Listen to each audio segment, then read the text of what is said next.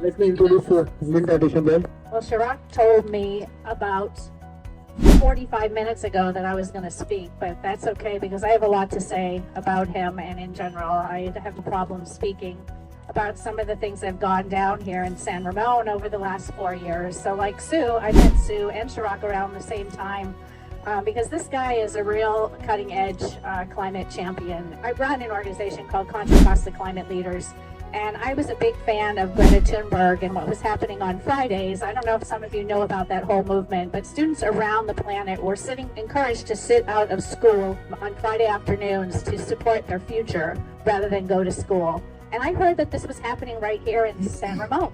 I'm like, really? San Ramon? So I came down to find out what was going on, and the only adult that was in the room or was supporting these kids on a Friday sit out to raise attention to the issue that their planet is dying, that the climate change is heating up, and that adults have not left them a future. In fact, there are even some Supreme Court cases out there where students are suing us for not leaving them a sustainable future. So this is a really important movement, and yet the only person sitting out there with them was Chirags. There were students sitting out in front of City Hall on Fridays and students sitting out in front of the library on Fridays. And there was this wonderful man I had never met before. And he said the same thing about me. I was the only adult that had bothered to come down to see what he was doing. So we were kindred spirits very quickly, and I found out how smart he was, how motivated he was, and how much this really meant to him.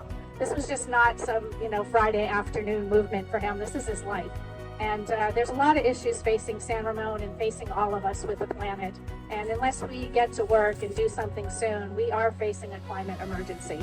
And San Ramon has pushed so hard for the last 4 months to do something as simple as declare a climate emergency, something so simple as write a climate action plan, that cities are doing this around the country, around the world. And here's San Ramon not even allowing them to put it on the agenda to allow the community to talk about it. And I've watched them time and time again, Chirags and others collecting petitions, going to meetings, trying to figure out what does it take to get the leaders in San Ramon to pay attention to this issue.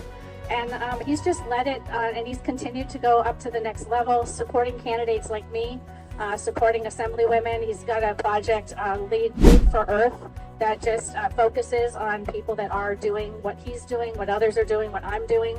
So I'm running for the East Bay Regional Park District in Ward 2, which is not a ward that you can vote on here in San Ramon, but we're all connected. And when I get elected to director of the East Bay Regional Park District, it does include the whole area here as well. So Chirags asked me to talk briefly also about growth and my perspective on that. So one thing I haven't mentioned yet, because this is his night, not my night, but I am a former mayor of my town in Moraga. So I'm no stranger to policy, and I'm no stranger to growth. And so he asked me to mention a little bit about the undeveloped growth that's going on in these beautiful hillsides that we have and how important it is to save them. Again, for me, it's about the youth and the next generations. So you really need strong people at the city level. Otherwise, developers are going to come in and just walk right over you. If you think that San Ramon had a hard time with his opponent, Mark Armstrong, just getting this on the agenda for a discussion, what do you think is going to be the uphill battle for them for you to try to have input on something as important as thousands of new homes?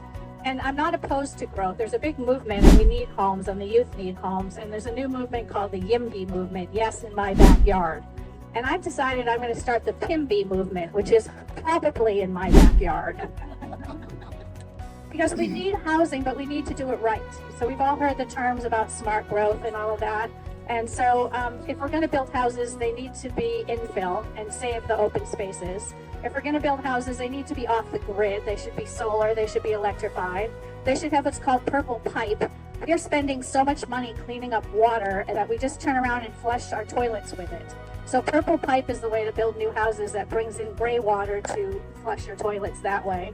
And it just goes on and on. Permeable concrete. This is stuff that we've been doing forever. I am retired from the US EPA. I'm an environmental scientist, and I've known this issue. We've known this issue is coming since the 70s.